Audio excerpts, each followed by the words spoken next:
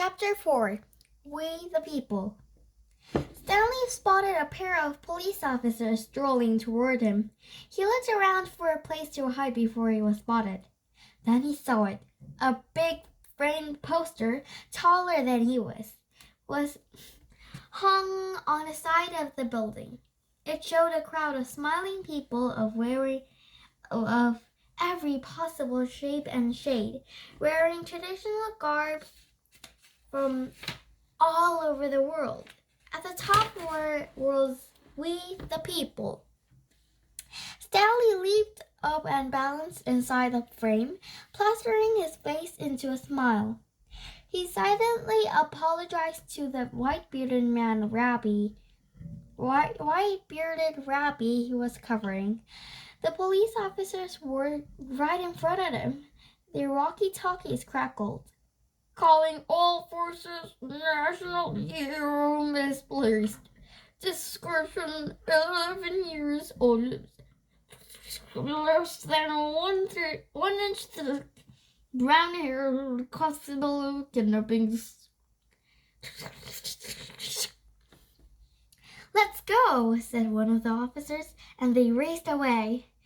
Stanley allowed himself a sigh of relief until he noticed two men on the other side of the boulevard. They were both wearing dark suits and sunglasses, and they were staring right at him. They started crossing the street, weaving between cars, their pace quickening. A chill went down Stanley's body. Kidnappers, he thought. At that moment, a crowd of people came marching down the sidewalk, chanting, "Change the law! Do what's right! Truth and justice must unite!" The two men were pushing their way through the crowd. A placard held high by a marcher, reading, "And justice for all," slid before Stanley's eyes. He jumped for it. Hanging off the back of the sign, Stanley glanced back. The two men were spinning in circles in the front of We the People poster, wondering where he had gone. I need a disguise, Stanley thought. A block later, Stanley dived into a recycling bin full of newspapers. He started shoving crumpled up handfuls of newsprint under his shirt and into the legs of his pants. He learned in school how to fold a boat-shaped hats out of newspaper, and now he made one and put it on his head. A tour group was gathered on the giant steps of a building nearby. Stanley rustled up to the back of the group, trying to blend in. Many of the most important buildings in Washington were burned during the War of 1812. The tour guide was saying. The Library of Congress was mostly destroyed and was the capital. It is said that the smoke could be seen as far away as Baltimore. Even the White House was ruined, but not before a life-size portrait of George Washington was cut out of his frame and sneaked to safety. We are very lucky that the most important documents in our nation's history wasn't lost during the burning of Washington. Let's go inside of the National Archive and see them. In a grand room with very high ceilings, Stanley bent over a large piece of yellow parchment crowded with script. It was the Declaration of Independence. The Declaration of Independence, dated July 4th, 1776. The tour guide said it was written by Thomas Jefferson. John Hancock's very fancy signature stood out among the names of the people who had signs at the bottom. The tour guide said when the people first came to America, many of them just wanted to themselves without getting into trouble. They wanted the right to be different, and that was the first thing that the Declaration of Independence declared, that all people are equal and entitled life, liberty, and the pursuit of happiness. In the same room, Stanley saw the Constitution, which set up how the government works. The president ran things, Congress made the laws, and the Supreme Court made tough decisions. The building was also had the Bill of Rights, which were the first laws to get passed are still the most important ones. Right at the beginning, in the First Amendment, there was freedom of speech, freedom of religion, and freedom to protest. Excuse me, a small voice called. A small voice said. Stanley turned to see two girls staring at him, holding big, colorful guidebooks. My name is Suking, and this is my sister, Jo. We are from South Korea. Are you fat, Stanley? No, Stanley lied. The girl frowned. Your head is flat, she said. Please, we are big fans. May I take a picture with you? At least it is okay to be different in America, Stanley thought. He put a crinkly, newspaper-filled arm around the girl and smiled. Just as the camera flashed, Stanley saw two men in black suits and sunglasses appeared in the doorway in the giant room. The kidnappers! Stanley turned his back and bent his head close to the girls.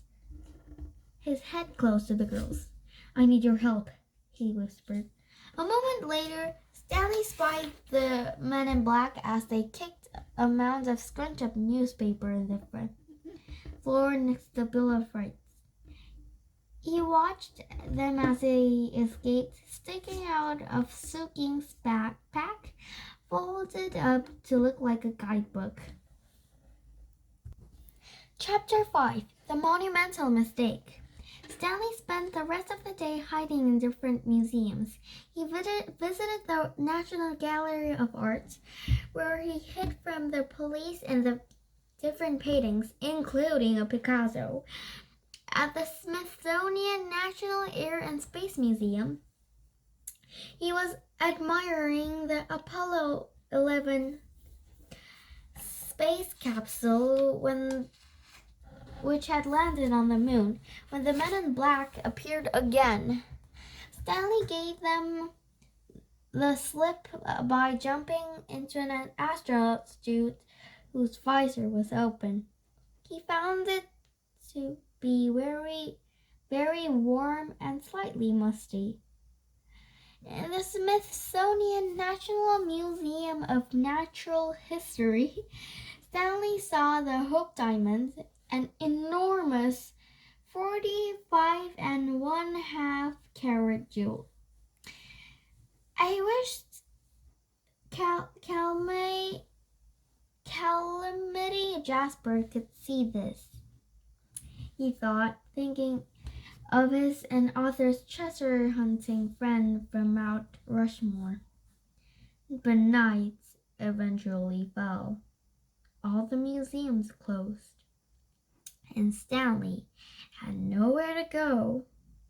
He saw the Lincoln Memorial shining brightly in the dark, like a lit house on a stormy night.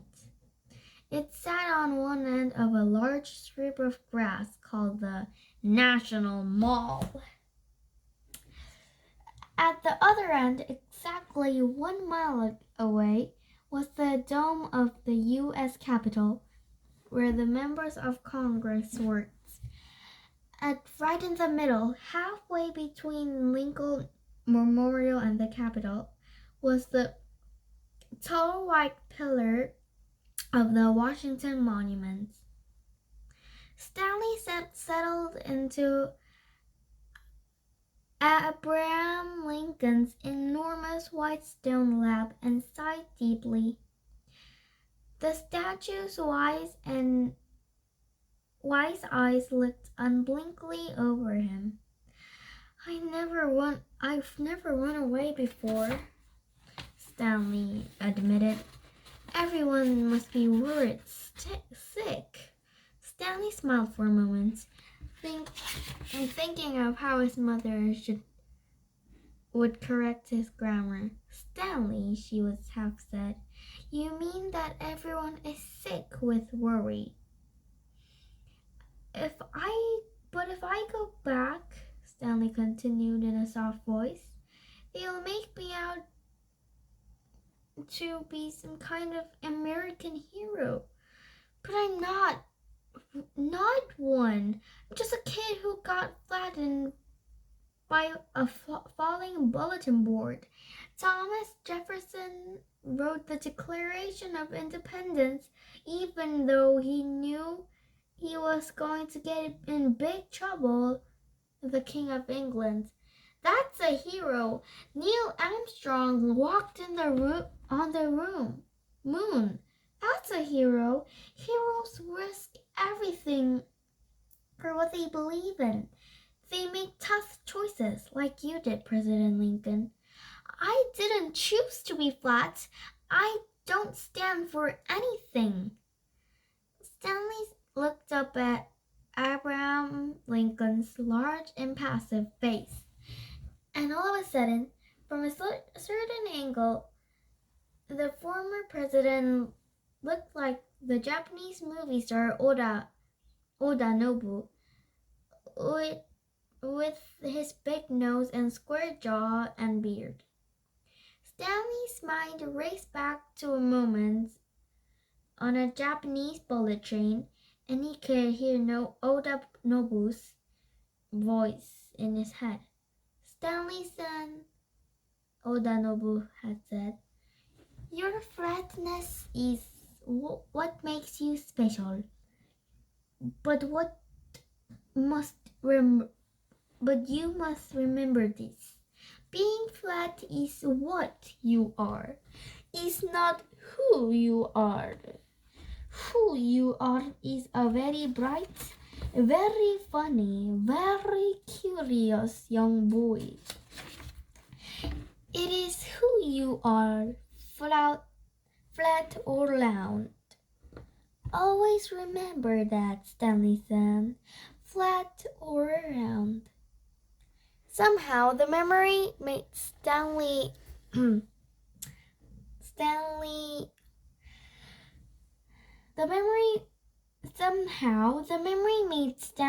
feel a bit better. Maybe he wasn't a hero, but at least he was himself.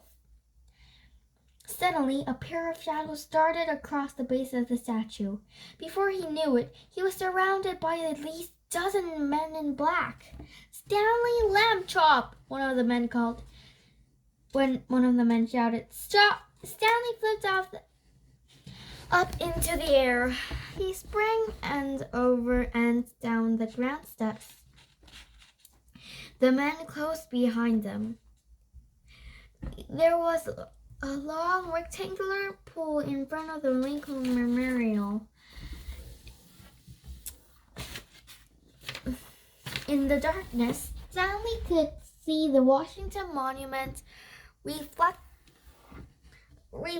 in the and rising above it. Picking up speed, he launched himself over the water and pushed out his stomach. Stanley skipped on the surface like a stone. 1, 2, 3, 4, 5 times. Out of the corner of his eye, he could see the men in black racing alongside the edge of the pool, their ties flopping over their shoulders. With a final, powerful thrust of his belly against the water's surface, he soared out of the pool and landed flat against the side of Washington Monument. Because he was down from the reflecting pool, he stuck to it like a wet washcloth on the side of the bathtub. "Stanley!" one of the men in black called. "Stop! Why should I listen to a kidnapper like you?" Stanley shouted back. Stanley looked toward the sky and began inching his way up the monument as fast as he could. Like an inchworm, he would unpeel his arms from the stone, re-stick them a few inches higher up, unpeel the rest of his body, and pull himself up. When Stanley was finally looked down, his stomach lurched. It was more than 500 feet high. He reached up again, and the stone tilted. He had reached the pyramid-shaped tip of the Washington Monument. He had no place left to run. Suddenly, there was a blinding light and a terrible roaring. Stanley trembled as the helicopter rose into view. "Stanley!" "Stanley Lambchop," a voice over a left speaker boomed. "Stay where you are."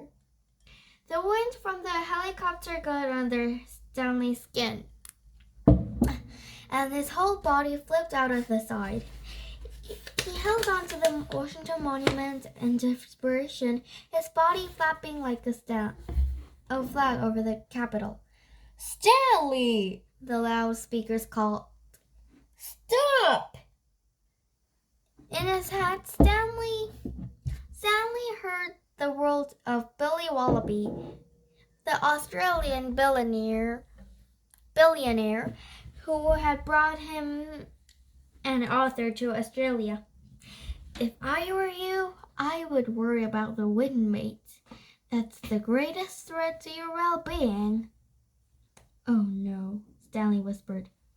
His fingers slipped from the stone, and Stanley Lambchop flew through the sky like a shot. Chapter 6. The Oval Office. A half a mile away, Stanley's bag was slammed into the dome of the Capitol with a slap. The wind was knocked out of him. For a moment, he could not even open his eyes. When he did, there were two men in black crouched over him. Stanley sat up fast, and the side of his head smacked one of them in the nose. "Ouch!" the man cried. The other one held up a badge. "Secret Service. The president wants to see you," the man panted. You mean you're not a kidnapper?" said Stanley. The men shook their heads. "You're the good guys?" Stanley said blankly. The men nodded. Stanley flopped back down on his back. "Oops," he croaked. Stanley waited nervously in the Oval Office. At the other end of the room was a big, empty wooden desk, surrounded by windows. A portrait of George Washington looked down at him disapprovingly. Through a side door, a woman came in carrying a tray. She turned to Stanley, and he couldn't believe his eyes. It was the president herself. "Hi there, Stanley," she said, as if they were neighbors. "You like Mexican food, don't you?" She put the tray down on a little table in the front of a white couch, sat down and scooped some salsa onto a tortilla chip, and popped it into her mouth. She patted the seat beside her. Stanley didn't move. Stanley, the President of the United States just invited you to have a nacho with her. Stanley quickly sat down. He carefully took a chip and placed it on his mouth. Nothing works up the appetite like evading the Secret Service, huh? Said the President. Stanley swallowed. He looked at his feet awkwardly and shrugged. You know, it was I who decided to give you the National Medal of Achievement, Stanley, said the President. It's quite an honor. I thought you really deserve it. Why? Because I think you're someone we can all look up to, she said matter-of-factly. You mean because I'm flat? Stanley said glumly. No, replied the President, because you use what's different about you to make people all over the world realize what they have in common, she said. You've traveled the globe showing people that when they have the freedom to be different, they can achieve amazing things. Stanley felt himself blushing. But I haven't done anything amazing. The President raised her eyebrows. Stanley, I'm the President of the United States of America. I met a lot of people who have done important things. But I don't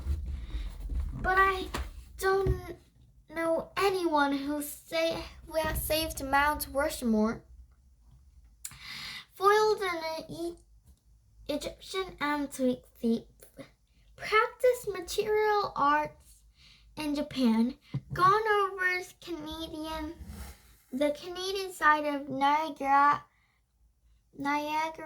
Falls without a barrel, walked across Mexico, unearthed an archaeological fraud in Africa, performed with the flying Chinese wonders, flown unaided across Australia, and, as of an hour ago, flapped like a flag hanging off the top of the Washington Monument while the entire world watched glued to their televisions. Stanley smiled. That does sound like a lot, he admitted. Yes, it does, the President agreed. Stanley munched some more tortilla chips. I do have one question I have been meaning to ask you, the President had said. Her face became very serious. I want you to tell me, what is La Abuela's secret ingredient? Stanley swallowed hard. With help from the great Matador Carmen de Junco, he had traveled across Mexico to discover the famous secret ingredient in La Abuela's quick cooking. He had sworn he would never reveal it to everyone. I'm sorry, he stammered. I can't tell you. Why not? Why not? Because it's a secret. The President nodded thoughtfully. That's what my hero might say. She rose and walked toward the door that Stanley had entered from. She turned back to him. As long as you always remember La Abuela's secret, Stanley, and hold it close to your heart, you'll be fine, she winked. Stanley thought back to what he had learned in Mexico. The secret is not the ingredients. It's what you do with it. The president looked deep into his eyes as if to say, "That's why you were here, Stanley, because what you do with it." But how did she know? "There are some folks who have been very worried about you." She swung open the doors, and Stanley saw a group of people waiting outside. For a moment, he was speechless. Then he ran up and wrapped his body around each of them, one by one. Chapter 7. The Awarding Ceremony. The following night at the famous Kennedy Center for Performing Arts, all of those who had traveled to Washington gathered to honor Stanley Lamchop, the youngest and fattest recipients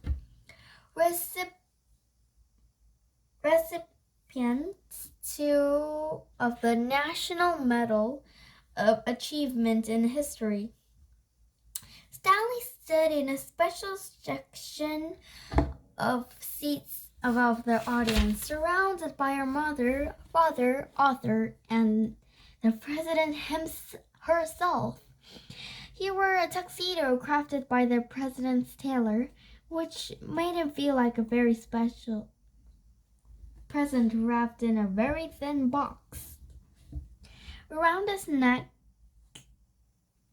on a red, white, and blue striped ribbon, hung a bronze medallion, the National Medal of Achievements. When the orchestra finally played the national anthem, everyone took their seats. The governor made some brief remarks, then a girl in a plaid skirt, blue jeans, and a cowboy hat sauntered onto the empty stage. She carried a ukulele. "My name is Calamity Jasper from the Black Hills of South Dakota," she said into the microphone. I met Stanley on Mount Rushmore the day he saved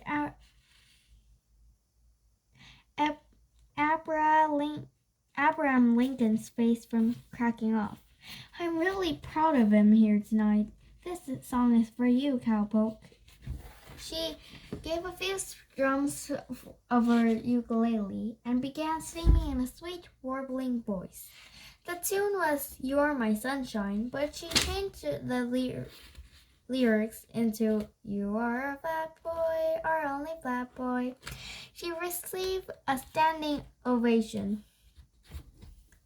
Mr. O.J. Dart, the Lamchop's neighbor and the director of the National Historical Museum, appeared on stage. It was in great detail. He told the story of how Stanley had caught sneak thieves red-handed in his museum. An enormous screen descended at the back of the stage, and on it was projected a grainy security photograph, the night clearly showing Stanley just as a shepherd girl hiding in a painting. Stanley tried to laugh, even though he was embarrassed. MC, the girl who had opened his envelope in Egypt and who had inspired Stanley with her intelligence and sense of justice, recited a beautiful Sufi poem. Mountie Martin of the Royal Canadian Mounted Police showed an instant replay of Stanley coiled into a hockey puck, whipped past NHL goalie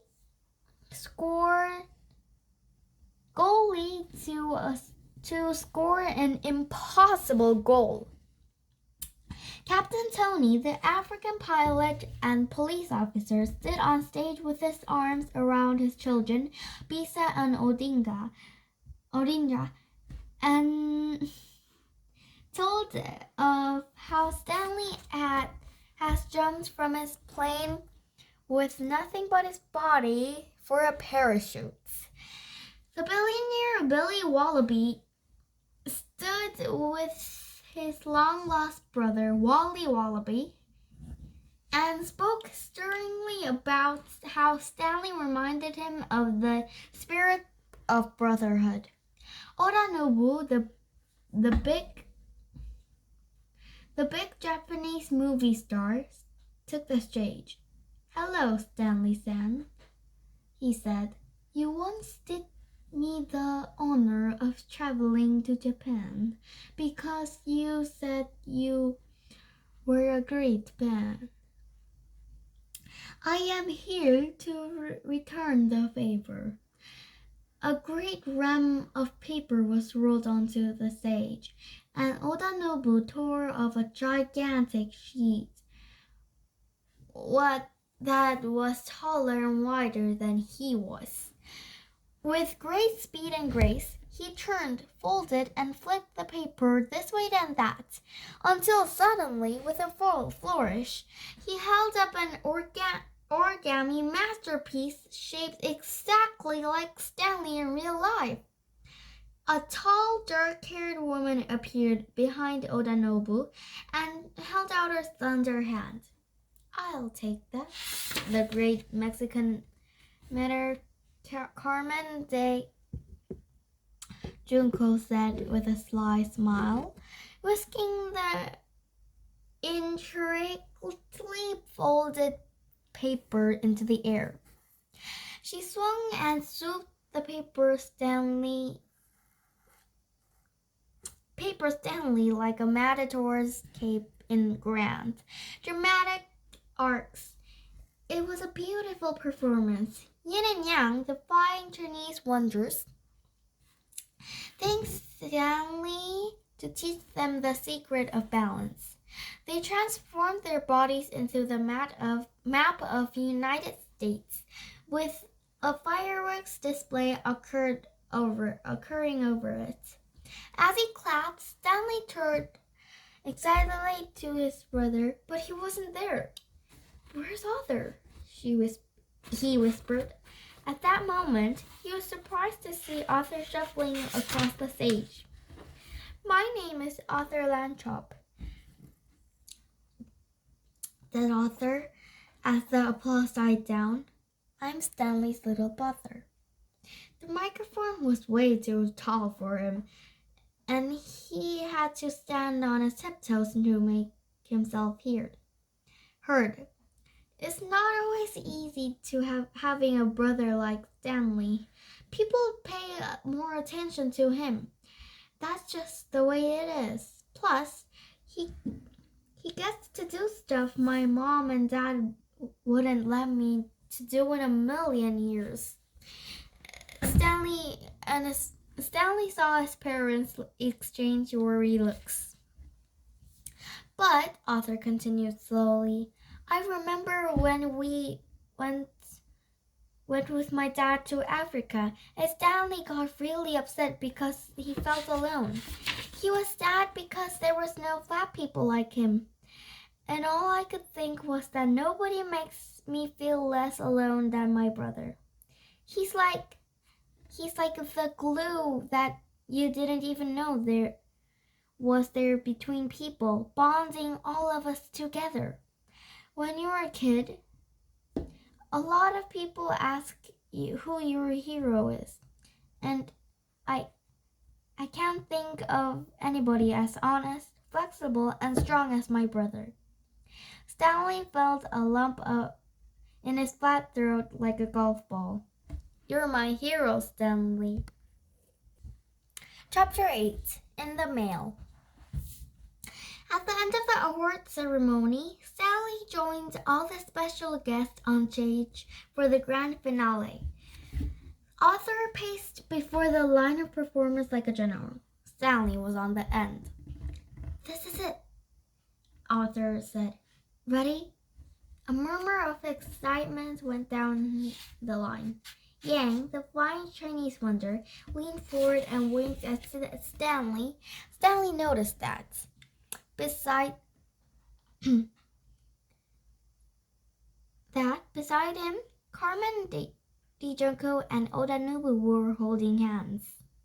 Comments countdown, Arthur hollered. 10, 9, 8, 7, 6, 5, 4, 3, 2, 1. Yin flipped high into the air and landed on her brother Yang's shoulders. Yang bent his knees, and the pair launched straight upward like a rocket. Yang landed on Oda Nobu's shoulders, so they were now 3 people tall. At that moment, Carmen Del Jonco grabbed Stanley's hands and spun him around, his feet on the ground, and she let go. Stanley arced around the theater like a boomerang until he saw Yang's face coming into view, and then grabbed each other's hands. Stanley held his body out out at the side and waved his legs gently atop the flagpole formed by his friends. The crowd leaped to their feet. That's my boy, cried his father. Bravo, yelled the president of the United States. Be careful, cried Stanley's mother.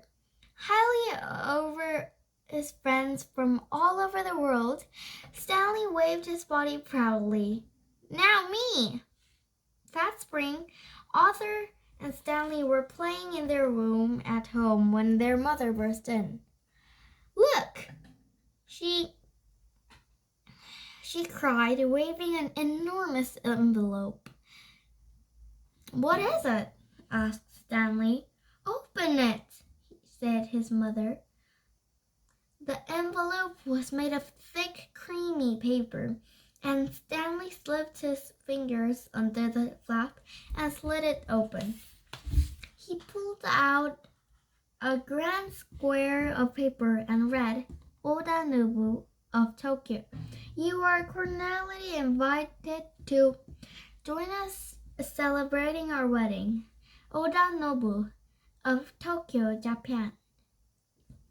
Carmen Del Junco of Mexico City, Mexico. In the corner of an invitation was a note jotted in blue pen. Stanley peeked inside the envelope and spotted something else inside. He pulled out a piece of card which was shaped just like a small version of himself. What's that? Said Arthur. RSVP vs. Flats Stanley. Stanley read. You're starting a trend. You're starting a trend, Arthur said. He sounded impressed. Stanley smiled to himself and walked over to his bulletin board. He looked for free spots among all the things tacked up there. His eyes passed over a newspaper headline when he saved Mount Rushmore pinned next to the postcard from Calamity Jane. There was a snapshot of him and Amzi in front of Egyptian pyramids, and then picture of Oda Nobu in the karate class in Japan. Underneath one corner of an Australian boomerang, there was a picture of him that he took at the Beijing Zoo of a ferocious-looking panda bear. There was a newspaper headline from his plunge over Niagara Niagara Falls next to a blackfish head skull from Africa.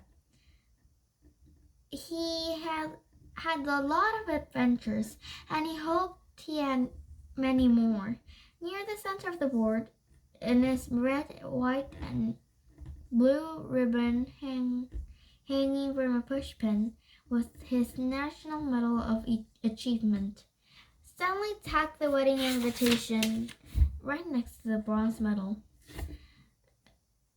He read again the note jotted in the corner. Stanley, thanks for bringing us together. The end.